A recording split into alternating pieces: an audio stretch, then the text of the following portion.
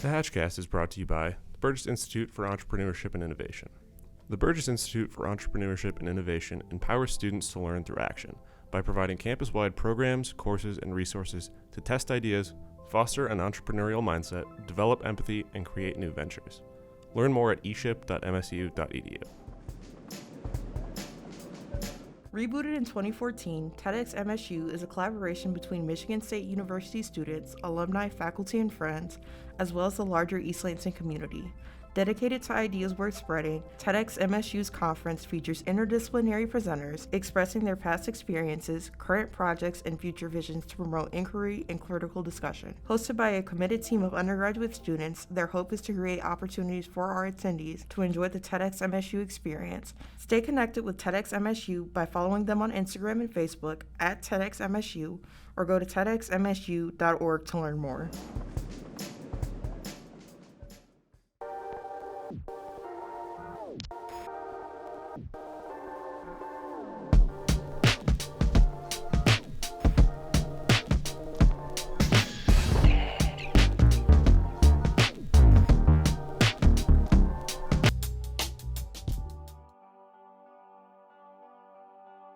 Oh yeah, look at that. They're all coming in. There we go.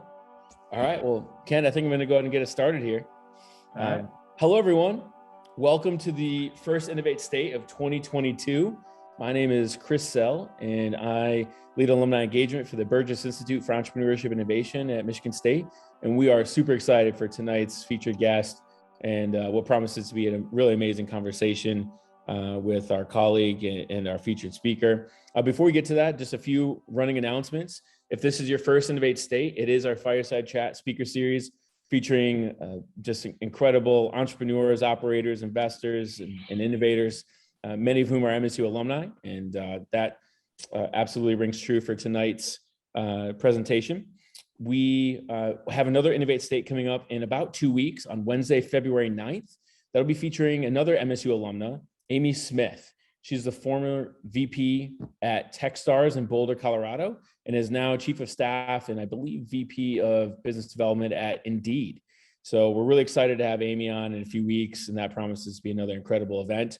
Again, these are all free to attend, whether you're a student or a member of the MSU community or the public at large. You are welcome to join us for Innovate State. Duly noted, in a couple of weeks, Innovate State probably will be virtual yet again, but we are planning to return to in-person Innovate States later this semester. So more details on that in the weeks to come. Also, if you are a student at Michigan State watching tonight's presentation, just remember that applications for the Burgess New Venture Challenge are due 1 week from today. And so you'll see the link is just dropped in the chat function here for our Zoom forum, in case you're wondering where to find more information. Again, the Burgess New Venture Challenge is the flagship student business model competition at Michigan State. 15K is the top prize, if I'm not mistaken, but over $40,000 in prize money awarded. It's just an incredible event, and we would welcome applications from students that have yet to get that application in. So you have 1 more week to submit those materials and your intent to compete. Also, just remember that if you are thinking about getting involved in entrepreneurship at large and you're wondering where to start, maybe you're a newer student at MSU, just go to eship.msu.edu and you can learn more information about the student organizations and entrepreneurship that we support. You can learn more about the entrepreneurship minor or courses that you might want to take in the future, as well as the venture creation program that we offer students who might have an idea for a product or some type of company that they wish to take to market. We are the place where you can get the information, the help, and the resources to pursue that idea further. So with that being said, again, welcome to tonight. I'd like to turn over to my colleague and friend, Ken Smuziak, the Managing Director for Academic Programs at the Burgess Institute, and he will be moderating tonight's presentation. So Ken, take it away. Thank you, Chris. Appreciate it. Very excited to be hosting Innovate State tonight. I've gotten the opportunity to know Dhaval Bhanusali over the last couple of years here. He is an incredible Spartan, incredible medical practitioner, and to me, one of the more innovative Spartans I've had a chance to spend time with.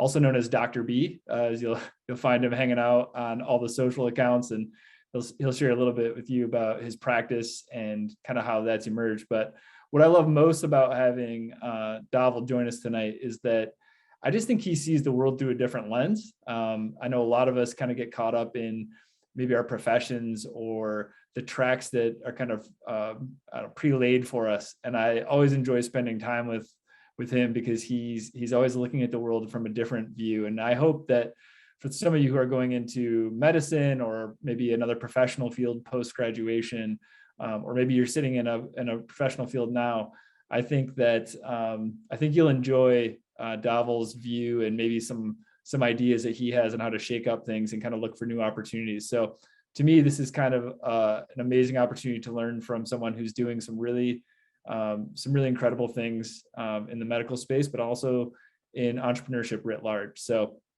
we're going to kick things off a little bit differently. I'm actually going to hand the reins over to Dhaval just to start the evening.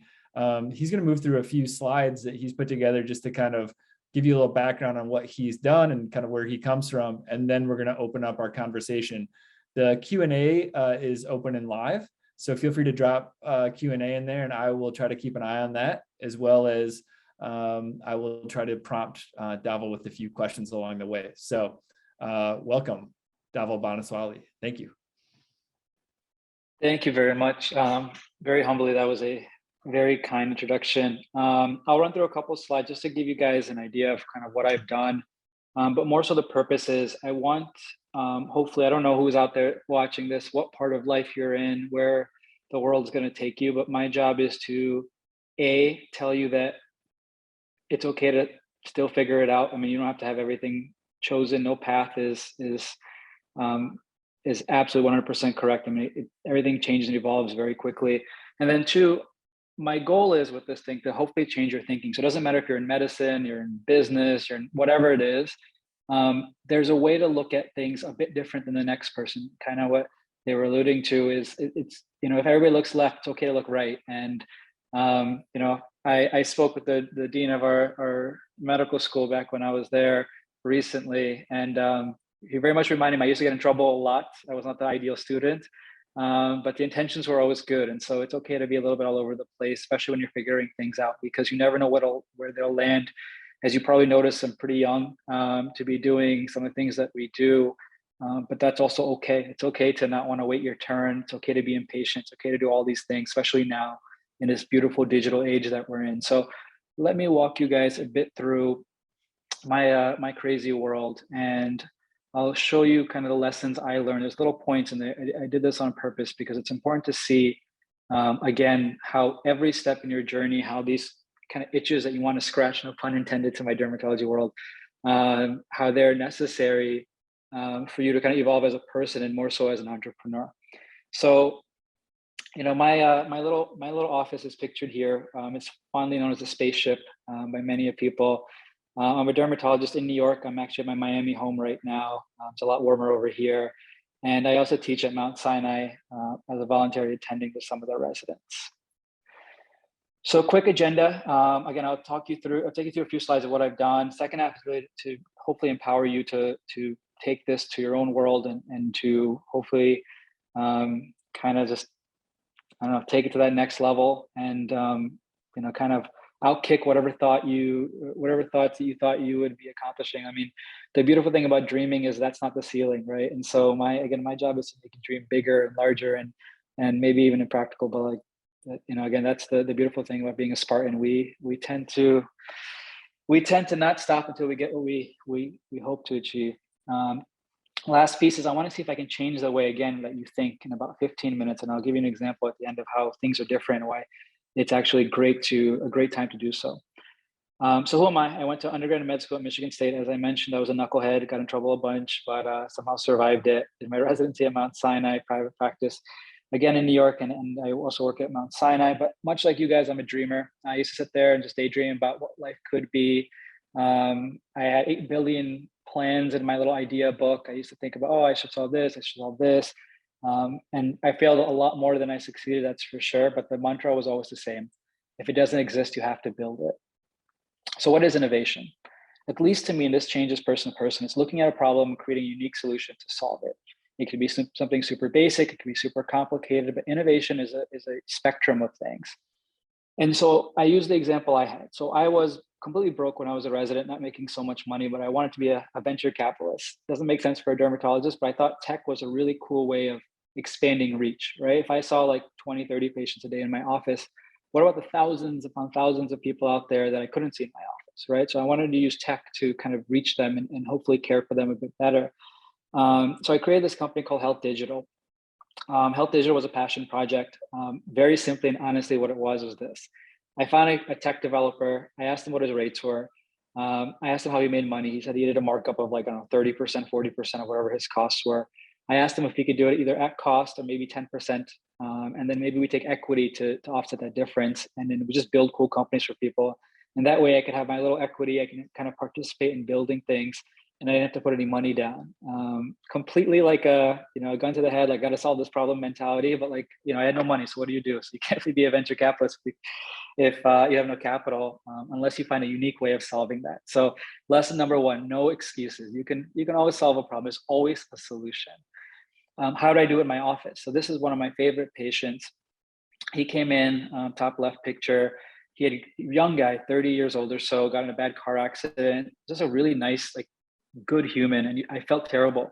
And he had been to a bunch of people. Nobody could help him. And I was like, okay, let's figure this thing out. So I kind of created my own modality to treat him. I looked at what was published in literature. But again, innovation does not mean a business or doesn't mean starting a tech company. It can be in any walk of life. So I created a new kind of paradigm that had been starting to get popular. We put our own twist on it. And the bottom right picture is him after, I believe, 2 treatments. You could see the scars visibly smaller. And more importantly, he couldn't really bend his arm before that. Now he had full function of his arm, right? And so it subsequently got a lot better. But I wanted to prove that point that, again, innovation comes in all walks of life. Same thing. We had a patient. After that patient, I learned about scars a little bit better. We had a patient. Some of you may have heard of these slashings that happened in New York City a few years ago. I had a young girl who came in. She was in the news and everything. I reached out because I realized that she had a GoFundMe campaign to get all these expensive cosmetic treatments, and I was actually going to donate to it until I realized I was probably the person that could help her. And so instead of donating money to it, I just treated her for free. It wasn't meant for media or press. It kind of just caught viral because they had followed up with her and her scars were gone. But this was innovation by accident. Most people would treat a scar after 6 months or maybe even a year. I looked at her, this super young, super sweet girl who's maybe like 21, 22. I couldn't let her sit around for 6 months with a big, slash mark across her face. I mean, how can one live like that, right? So my job was to figure out and solve that thing. And the 3-month picture, which I think you can see, it's a little bit grainy, but you couldn't find the scars. And that's kind of why it got a bit of media attention. But again, admittedly, honestly wasn't meant for that. But similarly, we had a patient, I think last year, you may have heard about this little guy. He's a hero for sure. He was the little boy who protected his sister when she was attacked by a dog. This story had, a couple billion views, I think. And it was the same thing. We did it pro bono. Everybody told him to wait 6 months to a year to get treated. We already knew that wasn't the case. We treated him. His scars are about 80, 90% better. Again, very honestly, we actually requested not to talk to media and press, but his parents actually asked us to share the story because I think they had a lot of follow-up and people were just concerned about him and wanted to make sure he was doing better. So, but again, innovation by accident. This is more for you business guys out there. So my mentor, Rox Anderson, he's over at MGH, Harvard. He always taught me, if the solution isn't that great, just prevent the problem. You don't have to always solve a problem. Sometimes it's better to make sure the problem never happens. And so I've done tattoo removal in the past with lasers. We don't do a great job, honestly, as dermatologists, as doctors. Essentially, a tattoo is creating a scar. We blast away that scar as hard as we can. It's super painful. It takes lots of treatment. It's not predictable. So how do I make that scar not happen? So there's a super smart, I think like 6 or 7 NYU, grad students who are coming up with this formula for a tattoo that they could dissolve kind of whenever they wanted to. That would take a while through FDA. So then they created one that just goes away after a year. They launched it last year. I was one of the early founding members of it. It raised 20 million, I think 2-3 months ago, at a pretty significant valuation. I think it's about to double soon. They're opening 8 locations. They're already in New York and LA. I think San Francisco, Chicago, and a few others are opening up soon.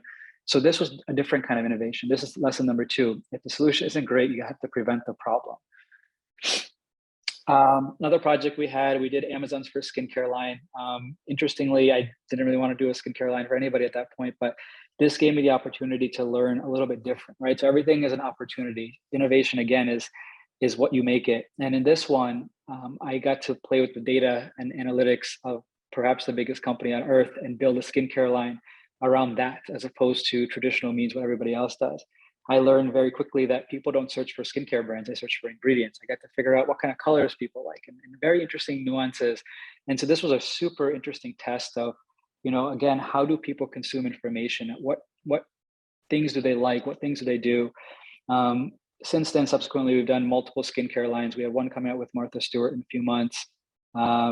We have a few other big names that I can't quite say yet, but you'll, I'm sure, see them in press media soon. But this was that first opportunity to really understand kind of the human psychology aspect of this. Obviously, science first, and I'll always be a scientist at heart. But I think adding perspective is always important. And I probably didn't have that perspective before this project. So sometimes it's worth saying yes to projects, even if you didn't think that you'd be doing them otherwise.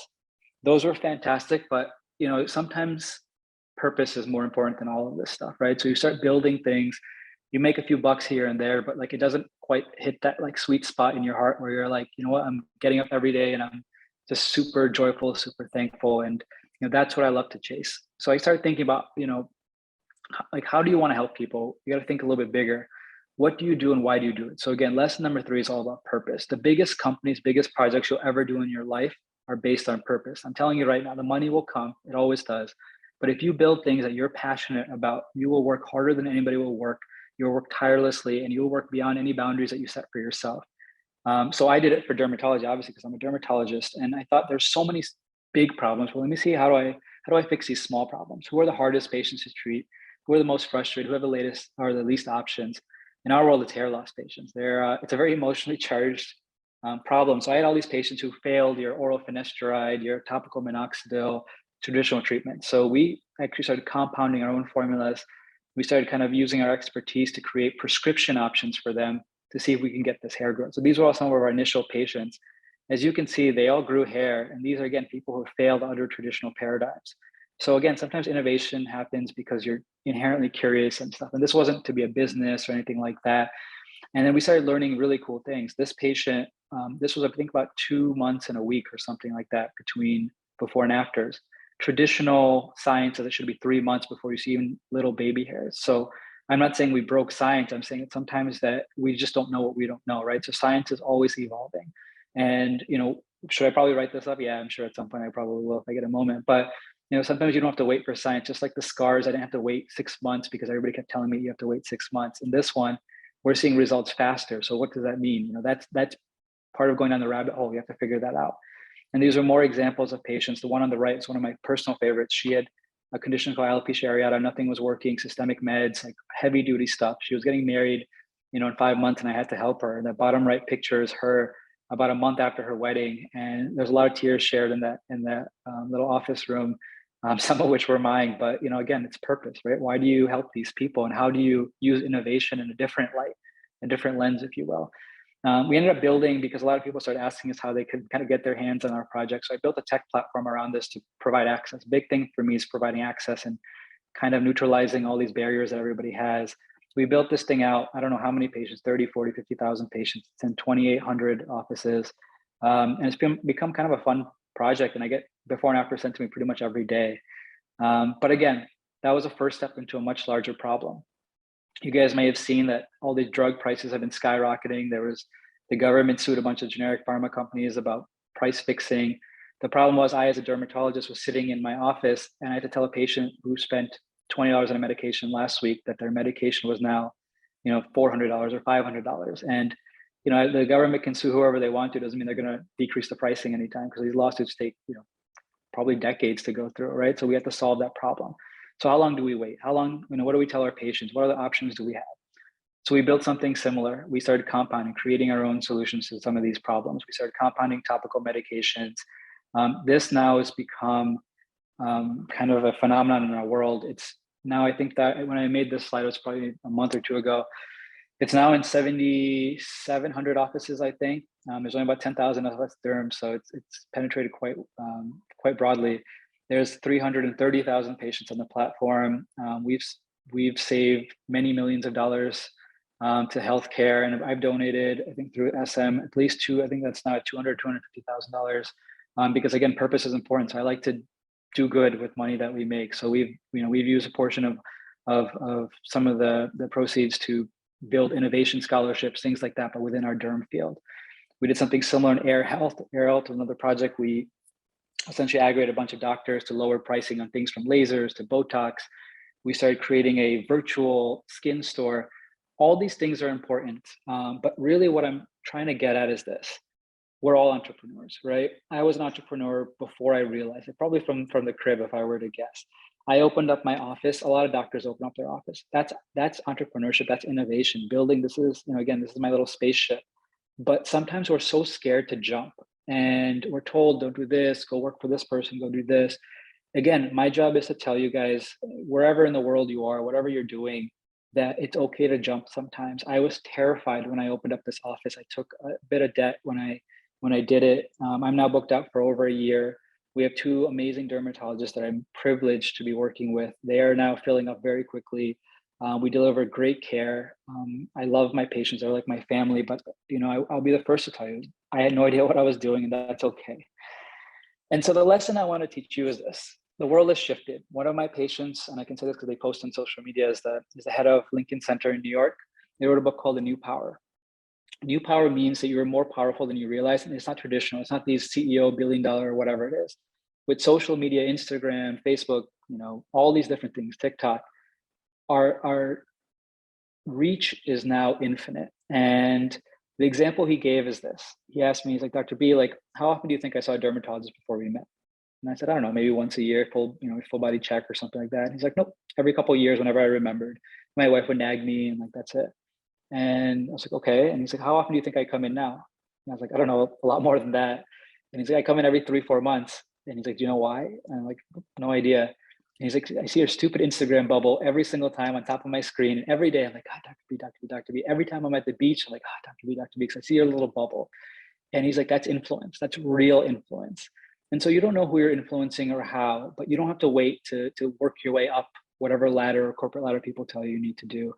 You can start today, you can start tomorrow. People will tell you, again, 8 billion reasons not to do stuff. My job is to tell you that it's okay to do it. And if it fails, whatever, you evolve. Again, innovation evolves over time. So when I look at my projects, and this is again another lesson for you guys, and really this is not just medicine, this is about anything. What is it going to be like in 2025, 2030? What would you like it to be like? So for me, my biggest fear is a bunch of people in suits coming and telling me what to do. I can't listen to it. I like to be my own boss, but more so in medicine, I don't want somebody telling me how to care for a patient.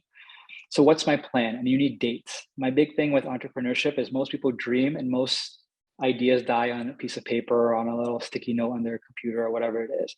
You have to set dates, goals, things like that, but you have to build that future, or somebody will build it for you.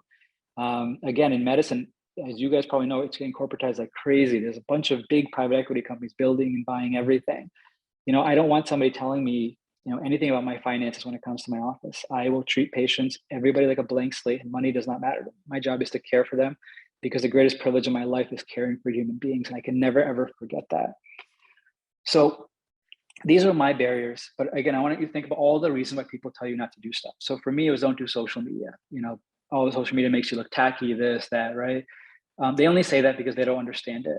I've been fortunate enough to grow a bit more on Instagram. And now all these people who told me that social media was crazy are now asking if we can do reels together and this and giveaways and God knows whatever else. People told me not to go into private practice because it's too much money, it's too much stress, right? But I'm my own boss. I'm happy. I get to live my life on my own terms. Everybody should live their life on their own terms.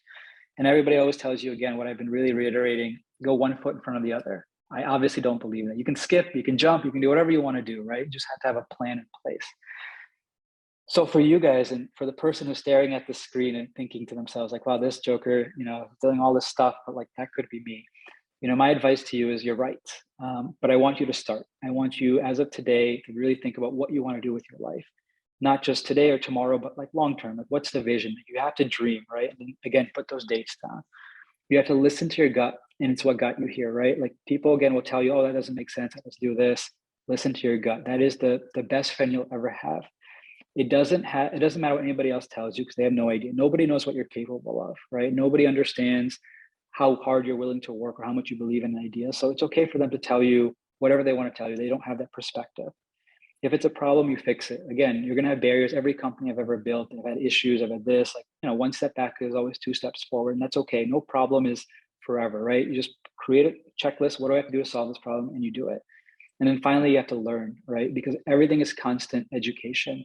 I've been fortunate, I mentioned the Amazon example. That was an incredible learning experience for me, right? It was something that I got access, and I got the ability to speak to people who saw the world different than me, and that's okay. I need that perspective for me to hopefully fulfill whatever potential I have. And again, every experience, whether it's an internship, whether it's working for a job you hate, whatever it is, it's an opportunity to learn. So you have to treat it as such. It's a privilege, sometimes to make mistakes, and that's what I love. My favorite quote is, "Don't skate to the puck, skate to where it's going to be." As you can tell, I like to, again, build to that 2025, 2030.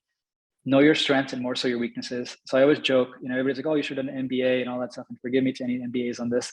I always just said, look, I'm not a good business guy. I still am not a good business guy, but I can hire a Harvard MBA any day I want to. And that's, for me, like, I'd rather have somebody who does this for a living, who has that mental kind of clarity around the business side, assist me, rather than me trying to do every single thing possible, because really just takes away from what my specific skill set is. There's absolutely no blueprint, so you have to create your own. Again, you're going to have to figure this stuff out. Whatever project you have, whatever your plans are, it's going to keep shifting. Obviously, with COVID, things are a lot crazier, but I look at it as an opportunity, right? We've digitized the entire world.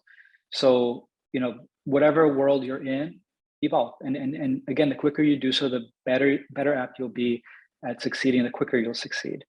When it comes to, and I know the venture team will kill me for this, but especially if we can, but be careful when you raise money and from who, because the problem is this, and I haven't raised money for any of my ventures. I probably will at some point, but when people invest money into you, they want a return, right? And usually it's a 10x return on investment, which is fine. It's practical, especially if you're building a high growth company. But just remember, depending on what industry you're in, sometimes people cut corners, and because they care about profit over everything, because they have investors to listen to, or to answer to, excuse me.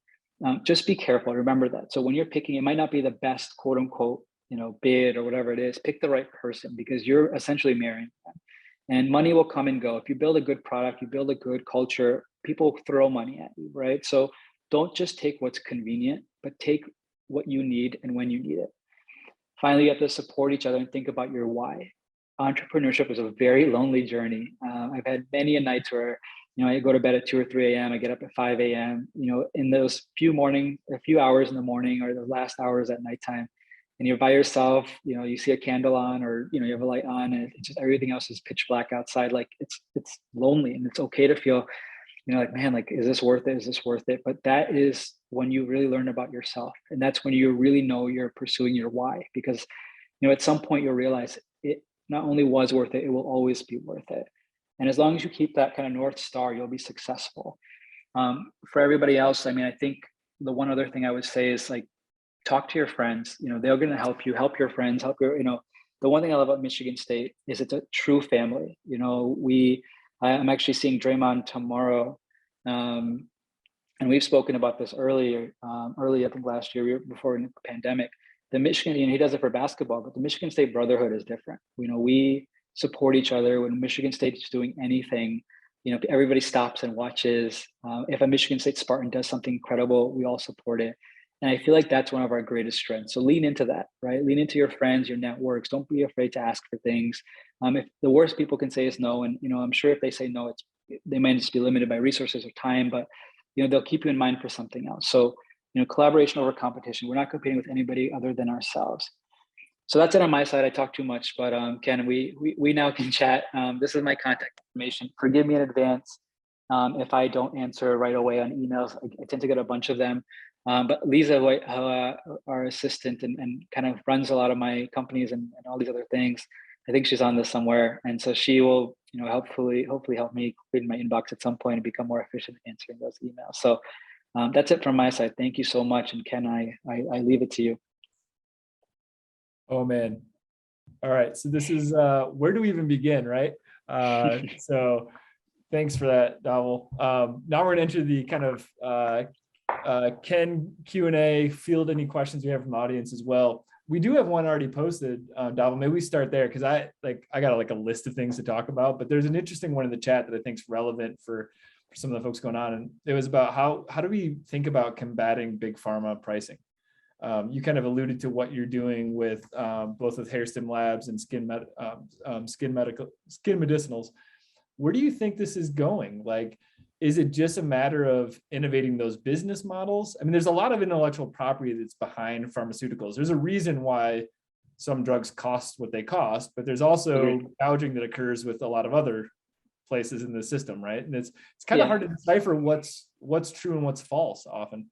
No, that's fair. And so my answer is very honest, right? There's doing things the right way and it's doing things the wrong way, right? And so I have pharma CEOs who are friends who I talk to who, like I said, I legitimately, they inspire me because they'll tackle the hardest problems, right? And they'll go for it. Where I have my issue is like if a company increases a percentage of a drug from 0.1% to 0.12%, right? And they know that because it costs 100 million to do that versus 500 million to create a new drug. And they really just want to crush as much as they can on a patent and really exploit the system. I mean, that's not innovation, right? If somebody's tackling some companies are going after Alzheimer's is one of the bigger, and actually I think Michigan State does a lot of work in the space. It's one of the biggest needs we have because it's the hardest of conditions to treat, right? Anybody who goes after, listen, it's going to cost God knows how much money. And I say we throw all that money into it because you have to, right? Because at the end of the day, like that's where money should be spent in R&D. That's where, I mean, do I think a lot of this stuff is overpriced? Obviously, I think it goes without saying. That's a whole different conversation. But I think for me, again, there's a good way and bad way of doing things. And I like to call a spade, right? So, again, a generic company increasing the price of a $20 medication to $400 because it's convenient, and because somebody will pay for it, that for me will never be okay. But, again, if you have to charge a bit of a premium because you're creating a novel therapeutic, my hat's off to you because the world needs more of it. Yeah. It's figuring out like that balancing act, like who's doing what, but you're absolutely right especially on the generics front. It's that we've just seen so many poor moral use cases happen over the last few years. It's been frustrating. So going back from kind of specific question, I always kind of like to prompt our guests, and you kind of skirted over I wasn't that great of a student, a little bit of troublemaker, but what was your time like at MSU? I mean, you speak very fondly of your experience at MSU. Obviously, you're diehard Spartan through and through, and you wear the flag everywhere you go. Why? Like, what about your experience made it so impactful for you? Again, it's a brotherhood, sisterhood that we had. For me, I did the medical program. I think I got into med school when I was 16 or 17 years old, something like that. I had the greatest years of my life. Again, I was probably a bit immature when I first started, and you guys kind of turned me from a kid into an actual adult, which is not an easy task to do. But look, we all go through our ups and downs. For me, we had one of my good friends passed away when I was in med school, and I was young, right? So, and all of us went through, it was one of our med school classmates. The school rallied around us, right? Like our students, all of us rallied around each other, right? And you start learning that it's not about a test score. It's not about today or tomorrow. Like this is about life, right? And you start learning about the kind of people you surround yourself with. And for a lot of, what I went through when I was a med student, there was a lot of ups and downs and things like that happened. But it was kind of how everyone embraced you that kind of left that lasting feeling with me because the world's a very cold, hard place. To be super frank, most people don't care about your ups and downs, right? But I felt it was different there. And I think that's part of the humanity of what MSU brings. And even now, I'm friends with some of the kind of the quote unquote, better known Spartans, but they're friends with me, not knowing a single thing that I do. I just happen to be in the same situations as them or social circle, They don't know anything I do, but they just know that I'm a Spartan and they're like, you know what, he's family, that's it. Right. And I think that's part of, again, that interesting kind of nuance that we have that, I think people sometimes take for granted because it's not common. Again, most schools don't have that warm, fuzzy feeling. They say it, or if there's a prestige with the school, they love to say the school name because there's prestige associated with it. Right. But it's not the same as again, Ken, if I see you on the street and I had never met you before, but I find out you're a Spartan, we're going to grab a drink and we're going to, talk fondly of, craziness on Grand River, old memories, things like that, even if we had never met each other before that. So that's just how things go. I love it, man. So a couple of questions coming up in the chat that I think are interesting. How do you kind of vet? You have a lot of ideas and opportunities that come your way. How do you sort through, which things to act on and which things you pass on? Like what's kind of your it's kind of cliche now, these mental models, but kind of how do you sort through what to chase? Honestly, there's like two things I think. One, obviously, like I said, I'm oversubscribed for sure right now, but I still do things. And, again, I have an issue. I probably do too much, but at the end of the day, again, it's whatever wakes me up in the morning that gets me excited, right? At the end of the day, again, the money thing is fascinating to me because that's the biggest mistake myself and pretty much any entrepreneur does. They chase these things, they do these business models, they have big TAMs. They're like, oh my God, I got to solve this problem, make a lot of money. You can make a ton of money doing anything these days. You can sell chocolate and make a lot of money. Like who knows, right? People are selling these digital NFTs. It's like a JPEG of an ape. They make a lot of money. So, I think with that, it's, it's a bit more about the you and that whole thing, like what makes you happy. Again, I obviously sit a bit, I have to obviously be like neutral on this because I'm in a different position now than I was when I was a student. But the idea was always the same. I mean, what was worth staying up till 3 a.m. or getting up at 5 a.m. for, right? And not that I'm all about like balance, especially now that I've gotten a little bit older. So I'm not telling you guys to do that, but what makes you want to get up at 5 a.m., right? Yeah. And that's what you should chase because at the end of the day, you can, and I can promise you any of our companies, no matter how big they've gotten, they've never started with a business model, nor have they ever been thought of as a business. They were just projects I wanted to solve. They happen to get a little bit of interest around them. And then like, okay, let's see where we can take this thing. Yeah, that's great.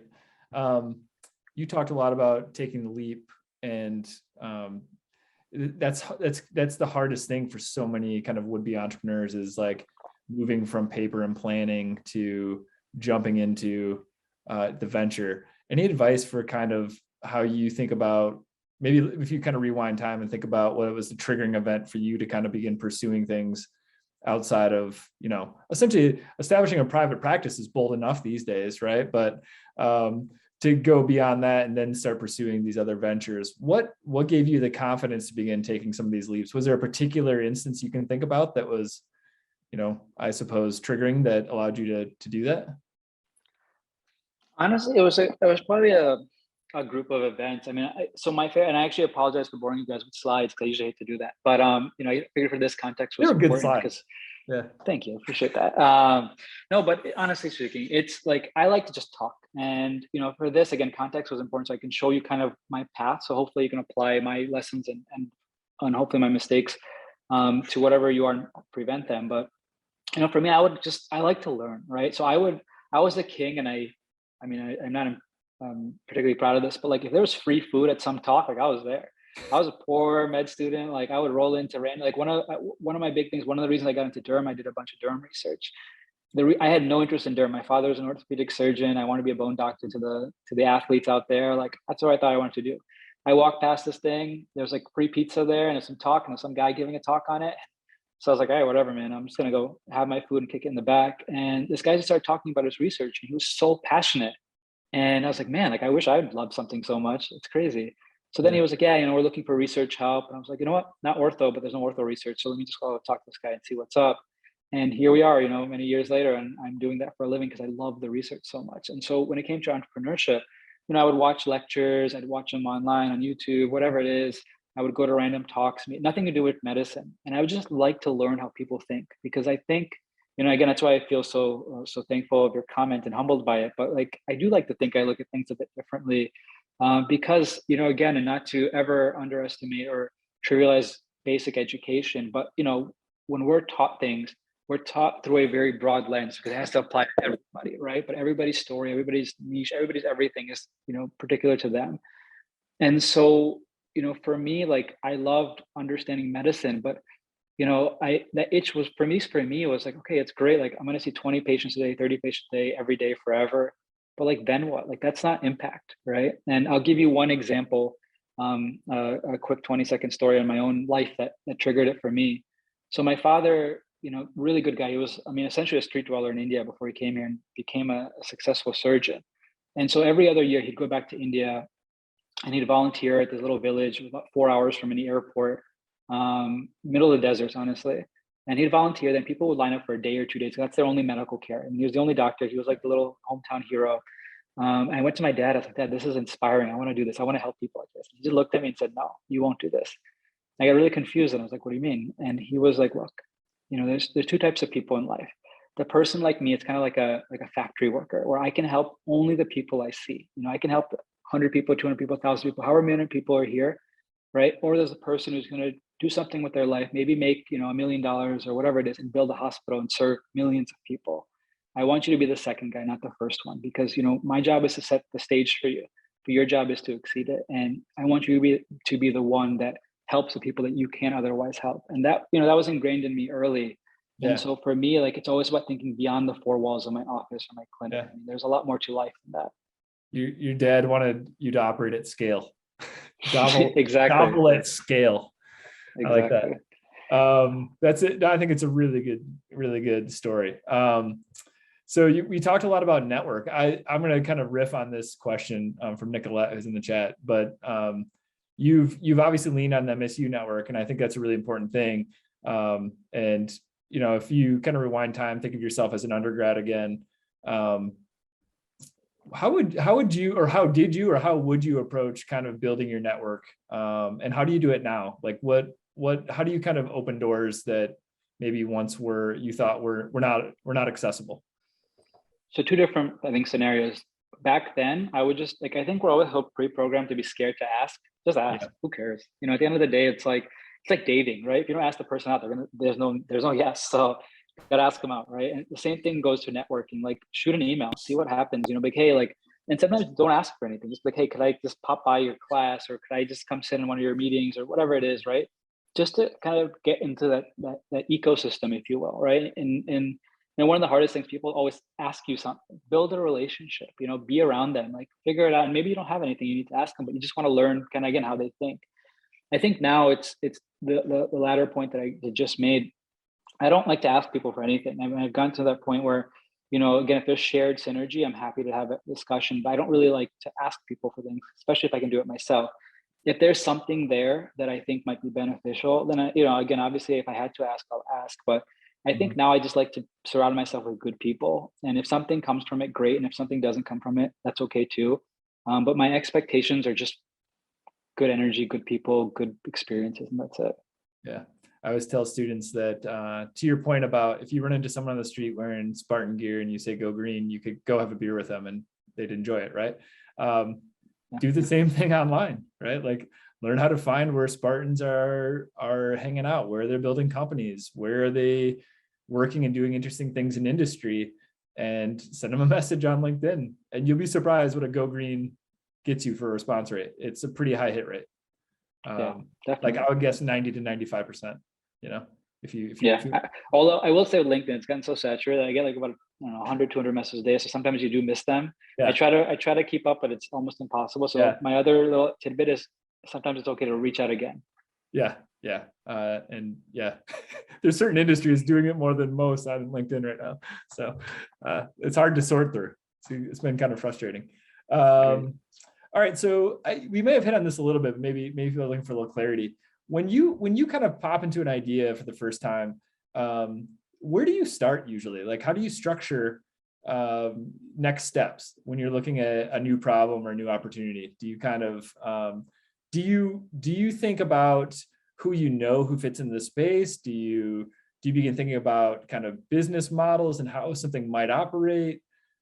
Is there any in particular, or are you more organic and just like, let me just see where this thing leads? I'm gonna call the people I know who are in these spaces and let's just see what happens. Exactly. I hate to be the bearer of bad news, but sometimes it's okay not to plan stuff. I think sometimes, man, I like it.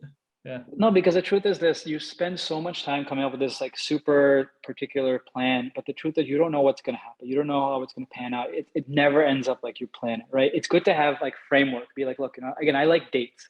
So what I do is okay, what do I have to do to get something? I just make a checklist, right? And I put dates in my calendar with little notifications that that date I'm gonna get a little buzz. Did I do this by then?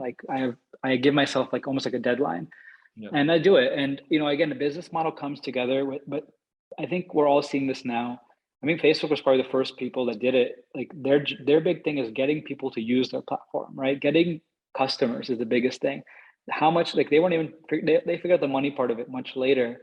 But I think with a lot of this stuff, it's you have to see if your idea, if people actually, if it validates in the market. That's the first biggest step, right? Healthcare specifically, there's 8 billion great ideas, but implementation is where most ideas die. And almost nobody gets things implemented, right? Because people, I always say in the business side, most people solve problems for doctors that doctors don't even notice are actual problems. Like we have 8 billion steps before that we need to solve before Right. looking at this macro problem. And everybody's trying to solve this, like, well, pie in the sky thing. I'm like, hey, I still use the facts in my office. Like, how about you solve that problem, call it a day, right? Right. So I think with a lot of this stuff, it's just really testing your theory, testing your idea. One of my favorite examples, I think it was Hims. What Hims did is they just created a fake app and like a very basic skeleton app. They spent a couple $1,000 on ad spend and they just created a fake company, and it wasn't called Hims or anything like that.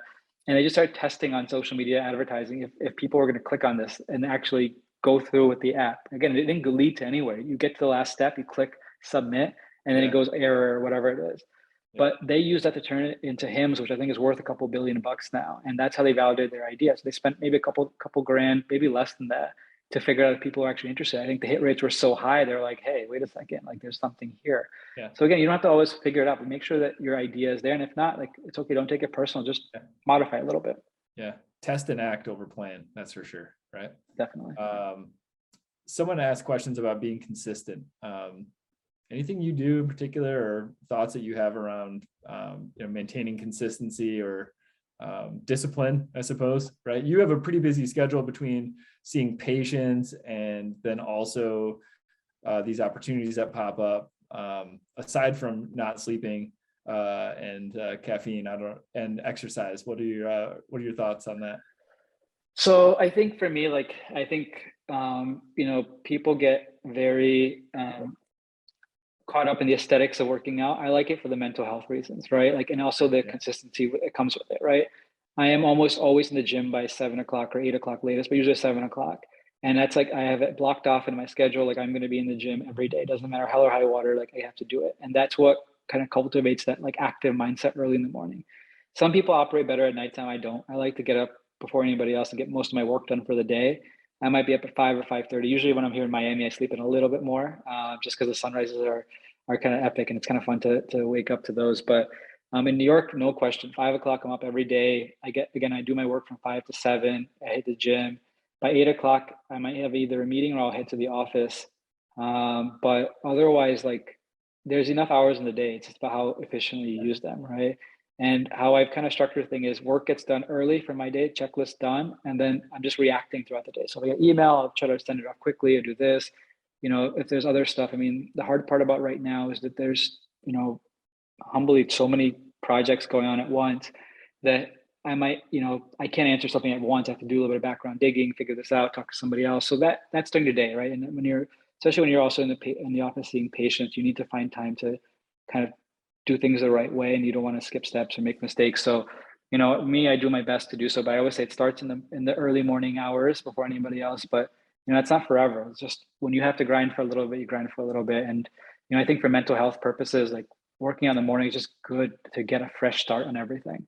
Yeah, absolutely. I 100% agree. The days in which early morning workouts happen, it just makes for a better day, right? So kind of selfish question, but where do you like, one, I'd love to know what your favorite book is, because I just like that question. I steal it from Tim Ferriss, I know. And out of all the times we've met, I don't think we've ever actually had that conversation.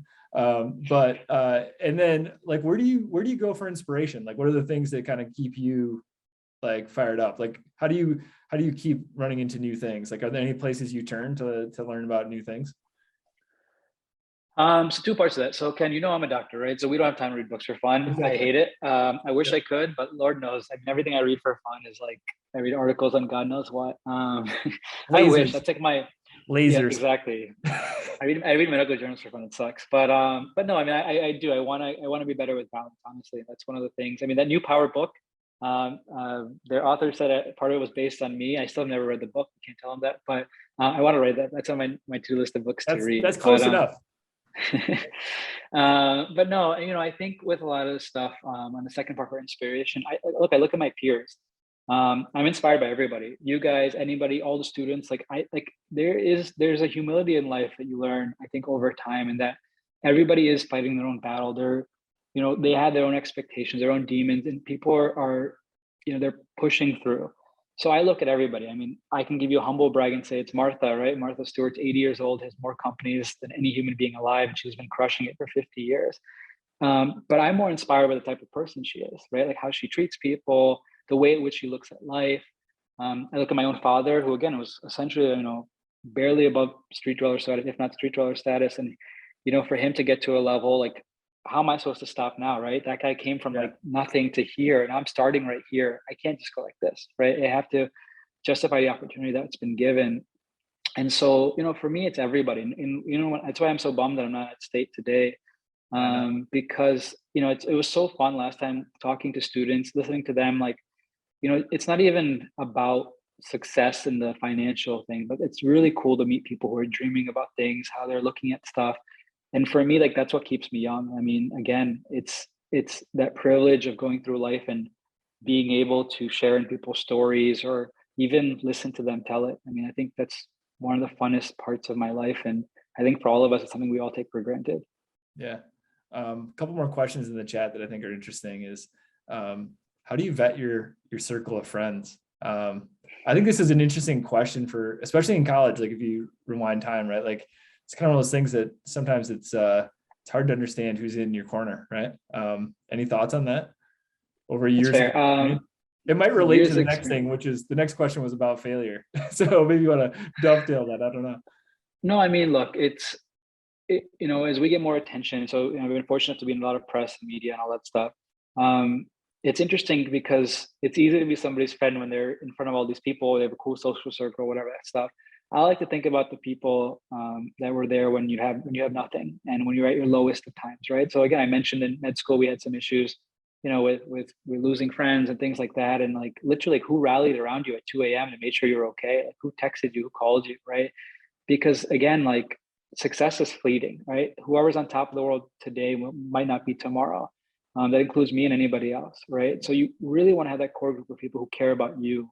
When it comes to like your network and all that stuff, I mean, it's all like, at the end of the day, it's all like what it is. It's just, they're people that potentially can help you in some scenarios, but really what you should be doing is collecting friends, not just like acquaintances, right? And so, my big thing, again, I try to get to know people. If you're in my quote unquote network, like I like to think I care about you, right? And so, I might want to know about how your family is doing, if you have little ones, if you're married, what's your spouse like, like all these different things. And I feel like, again, and obviously I learned this in college, I think we all do, like not everybody claps when you do well, and not everybody's there when you have nothing. And it's just always important to keep, not necessarily like to be upset by those people, but just to keep the ones that are, keep them a little bit closer. Yeah. All right. I think we got time for 2 more questions. So the next one I'm going to ask you is, any strategies about bouncing back from failure? I mean, my famous quote is 1 step back today is 2 steps forward tomorrow. So I don't believe in failure. I believe, in the world giving you a quick setback just to like protect you sometimes, right? And so again, I think anybody who's gone through life with any perspective has understood that every single quote unquote failure has turned into a blessing long term. And it might not be today, it might not be tomorrow, but it comes. I mean, I didn't get into derm the first time I applied. Derm is, unfortunately, one of the more competitive specialties, and I wanted to go to New York. And I didn't get in the first, I didn't tell this part of the story, but I didn't get in on my first try. I mean, back then, if you weren't from an Ivy League school, top of your class, like they didn't even interview you, right? And it was like super obnoxious. That year when I didn't match, I ended up getting in my second attempt. I had a year off. So that's kind of where I actually learned a lot of entrepreneurship. I'd read every day. I'd read like TechCrunch or, Med City News or like whatever. I mean, even like just basic, like just CNN, like just learning. And that's why I started learning all that stuff about entrepreneurship and tech, because I just surrounded myself with education. So in a weird way, me not getting into derm that first year is what set the stage for me to do everything else in my career and everything else in my life. Yeah. Someone said, this is kind of a generic question, but if you could tell yourself something when you were 20, what would it be now? It's not a generic. I mean, it's a very honest question. And I think it's one that we all will have the opportunity. I think for me, I would just give a big bear hug to that kid, who, who cried a lot because, people said this wasn't, I mean, again, if I did bad on an exam or do this, or even a breakup or makeup or whatever it is, like, I just want to hug that kid and be like, it's going to be fine. Like, it's all happening how it's supposed to happen. it's, again, the good days, you need the bad days to appreciate the good days, honestly. And that's cliche, but it's true, right? Without the sour, the sweet isn't so sweet. It's not the quote. So I would just hug that kid and be like, look, it's going to be fine. It's going to work out better than you ever dreamed. And I can say honestly and humbly, I would have never dreamt this life. It's again, it's a privilege to be able to do what I do. But like I said, almost everybody, if not everybody in this room right now is probably way smarter than me. I've just been lucky. And really, I think everybody will get to that position in life. It's just a matter of time and honestly, just perseverance. And I just got lucky, here and there, but again, take nothing for granted. So even if I have a step back, a failure tomorrow, if you will, again, one step back is two steps forward later on. So I'm not too worried about it. Yeah, that's awesome. All right, I got one last question and then we'll call it a wrap. It's been fun. Like you said, I wish this would have been in person.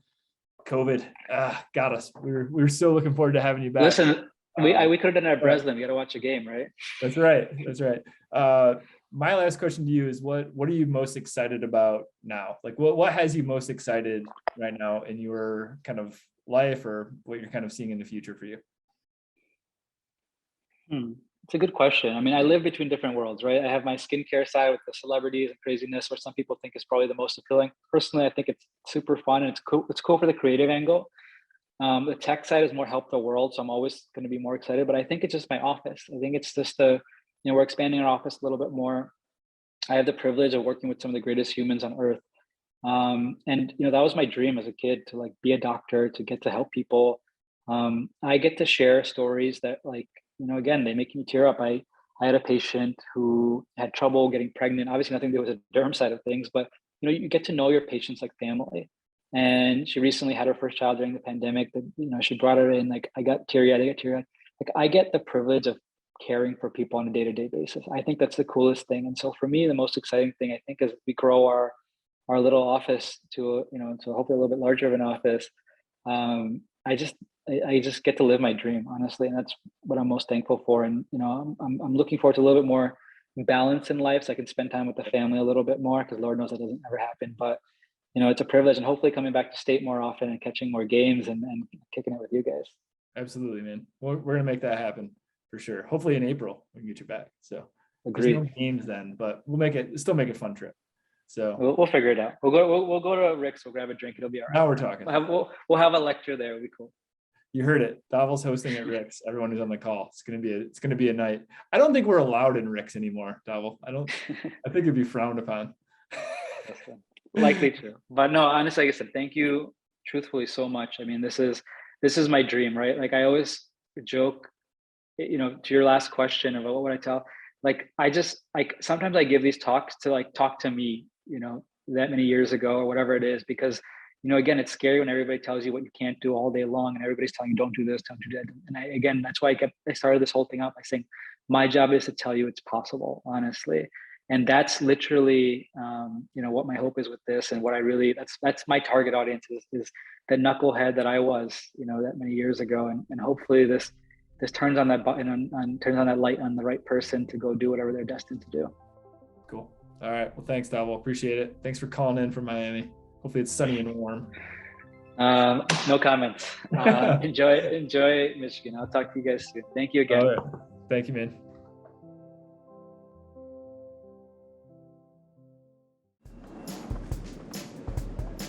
Hatchcast is supported by Spartan Pride. Spartan Pride is the first LGBTQ+ Broad registered student organization focused on the support and development of undergraduate and graduate students. Spartan Pride provides networking opportunities, promotes a safe and supportive environment, and facilitates professional development focused on LGBTQ+ representation and awareness. Find out more at broadspartanpride.com. Hatchcast is an ongoing collaborative project. This podcast was co-created by Aaron Richard, Tyler Mihai, and Kurt Krieger, and is produced by and under the supervision of the Burgess Institute for Entrepreneurship and Innovation at Michigan State University. Gabe Hales and Diego Fernandez are sound engineers and editors. Our co-producers and co-hosts include Gabe Hales, Diego Fernandez, Karina Stankowski, Gabe Berg, Daniel Tice, Charlotte Batchelor, and Aaron Richard. Original sound is created by Kakia Gaudina, and Karina Stankowski. If you have any questions or comments, please feel free to reach out at hatchcast@msu.edu. thank you for listening. Thank you for listening. thank you for listening. thank you for listening. Thank you for listening.